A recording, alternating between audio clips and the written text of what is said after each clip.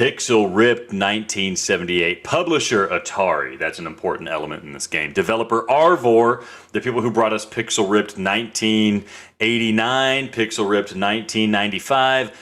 The game is $24.99. The code is provided by the publisher, so thank you very much for that. Pixel Ripped, please take the stand. The Pixel Ripped series began with Pixel Ripped 1989 on PSVR 1 as a love letter to the history of gaming and a nostalgic view of the history of some gamers.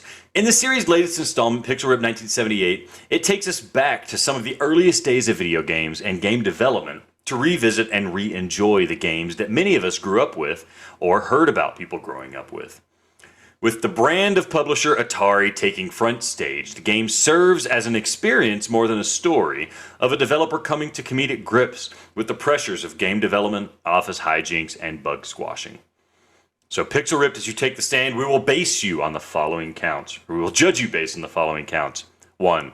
2 counts of putting 2 flavors in my mouth at once. 1 count of hurt so good that it's not so good anymore. And 3 counts of roaming fingers. All right, so on the first count, the 2 counts of putting 2 flavors in my mouth at once and telling me to like it, Pixel Ripped's gameplay consists of playing as 2 primary settings. The developer Bug playing an Atari game starring a character named Dot, who serves as your other character when traveling through 3D pixelated representation of the Atari game. Your character travels through time to correct the past in order to create a perfect game, and in each step of time, your characters play through various types of classic-style games in both 2D and 3D forms. I understand this is rather confusing. That's the difficulty of reviewing this game. The first level feels very much like a 16-bit action RPG come to life, and although the pixelated design doesn't appear particularly taxing or mind-blowing from a technical aspect, the crispness and sharpness of the images, and due no small part to the PSVR 2's technology, along with the clean design of the environments, gives you a feeling that you could reach out and touch it, despite it appearing as obviously virtual.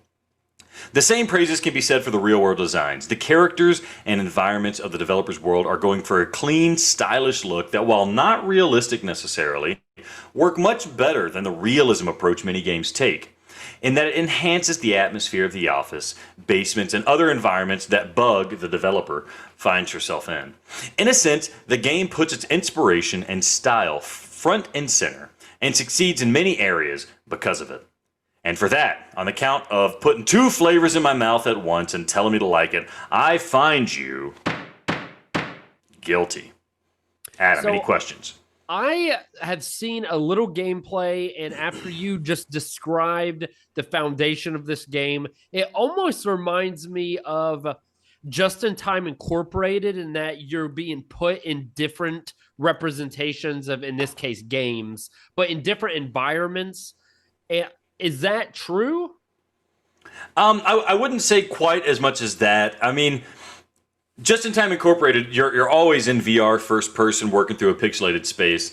This, sometimes you're in VR, like a pixelated VR first person space. Sometimes you're like in this more realistic setting where like a hand looks like a hand. It doesn't look like a pixelated hand. And you're in an office and you have to like pick up the phone and stuff like that. So, but bouncing back and forth, I feel like is a really good idea. Because it keeps you engaged, it changes things up. You're never going to get bored or know what's coming. I kind of like that. Do you think, because I like Just in Time Incorporated, just with the jumping into the different environments and the change of pace, I would also like this type of, I guess, method that they've used in this game? I think there's elements of that, and I'll speak to it here on the next count because you're getting at my next point. So thank you for the glorious segue there, Adam. All right, moving on to the next set of counts. 1 count of hurt so good that it's not so good anymore. The gameplay mechanics of Pixel Ripped expectedly bifurcate in a similar manner to its aesthetics. Your developer character must play the 2D games while using both hands to hold a joystick and press buttons in the 2D game in front of you, while occasionally needing to let go of the controller to perform ancillary tasks outside of the game, such as inserting a floppy disk into the computer to implement a new power-up temporarily, or to smack the monitor or TV when it begins to get too fuzzy.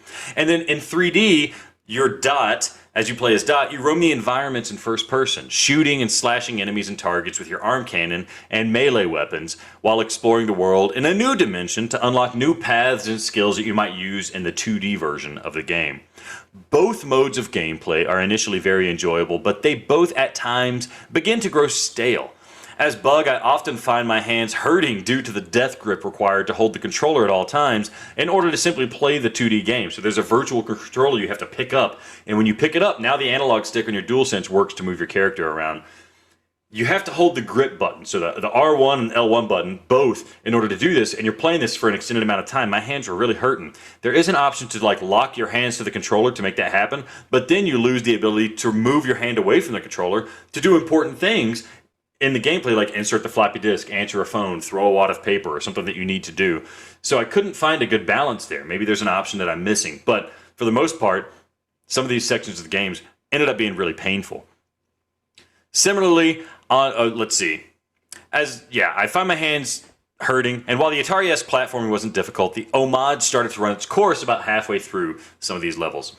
Similarly, on the 3D front, the combat remained mostly the same, as nearly every encounter with enemies was solved by circle strafing while shooting the weak shots out of your arm cannon at the numerous enemies that arose. Sure, you can swat back enemy projectiles with melee weapons and unlock environmental hazards to use to your benefit, but near the end I found myself just running away from combat encounters in general, as they lasted too long to feel worth the minor reward of pixels I'd get for defeating the enemies. There's a bit of spicing up taking place in the form of new abilities, wherein you can apply your pixels that you collect to change the environment around you, but all the new abilities are functionally the same. You just point at something and release a number of pixels, and it adds this element to the scenery. And they're entirely contextual. So after unlocking my first one, the remaining two felt less like a new toy to play with, and more just like a different colored key card needed to progress in the story. So, on the count of hurt so good, it's not so good anymore, I find you guilty. So do you think the game, is it too easy, or like how difficult is it, I suppose? Because although the mechanics may be repetitive, is it at least doable? Like, were you dying a lot and you had to replay these with the same mechanics to kind of compound issues? Or was it at least reasonable to where you're not having to redo levels and replay sections of the game? The checkpoint system is pretty generous. So although I died a good number of times, I wasn't set back too far when I died. So in that sense, I certainly died a handful of times, but there wasn't much punishment for it. And then just normal fights were pretty easy. Like, I don't think I failed any boss fight. I just kind of died because I got lost at one point. It was fighting guys and ran out of health and didn't pick up any health bonuses and stuff like that. That I could have picked up. I just refused to get them. So it's not super difficult. It's just some of these things take a long time for no real reason other than, I guess, to pad the length. I'm not sure.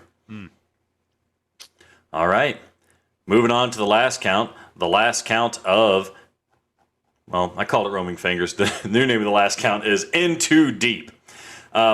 Despite the core mechanics of the 3D levels growing tiring, the game really shines when playing the 2D Atari games. The situations you encounter are truly creative implementations of VR. While it seems silly to have to say insert a floppy disk in order to make your character dance instead of jump, the need to keep your brain active in two play spaces at once is both an enjoyable and surprising exercise. And this charm is further enhanced in the boss battles you encounter in this space, as both your avatar Dot and developer Bug cooperate to create some memorable 2D meets 3D experiences, fusing classic gameplay, something like Arkanoid, with an extra layer of complexity requiring the virtual hurling of paper wads. When the game breaks the second or third or maybe its fourth wall, it provides an experience unlike anything else, and these experiences are what made the first Pixel Ripped an instant classic. And all of these elements of immersion are carefully balanced. Some VR games suffer from trying to do too much in VR. While it's fun to pick up a pot and throw it against a wall in VR for the first time, it's nothing that enhances a game. But Pixel Ripped applies the same level of interactivity in clever ways that enhance the tension of the gameplay and the immersion of the design. There were many times when I would be taken aback and surprised by coworkers popping their heads into my cubicle, highlighting to me that the immersion in VR was dual layered. I was both immersed in the Atari game that I was playing, completely forgetting that I myself was that immersed in the actual VR game I was playing. So, on the count of In Too Deep, I find you guilty. So, in terms of, and just do general levels, because of this added method of gameplay where your 2D and 3D come together, what level of immersion would you say it's upper echelon of PSVR 2 in terms of immersion because of that? You think it's middle of the row? Certainly, it doesn't sound like it's in the bottom tier. Where would you put it in terms of the games we've already played and reviewed for VR2?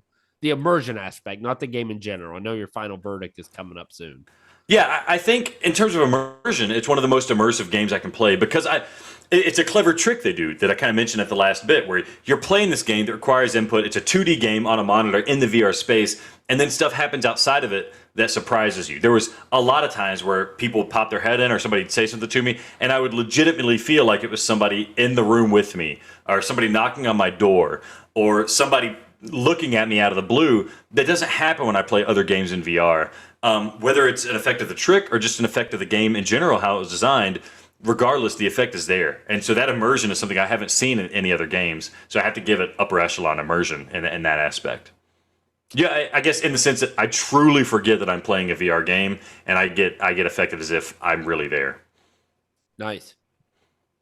All right. So for the final verdict, Pixel Rip 1978 is a game, maybe just an experience, if we want to call it that is hard for me to summarize. At times it feels artistic, at times it feels silly, and at times it feels, frankly, kind of boring. Perhaps the best approach is to simply discuss my feelings at the end. I'm happy I played Pixel Rip 1978. I'm happy I had these admittedly ingenious game design experiences that occurred with the boss fights. I'm not so happy with how some of the levels were implemented, but overall, on the whole, I certainly have to find Pixel Rip 1978 guilty.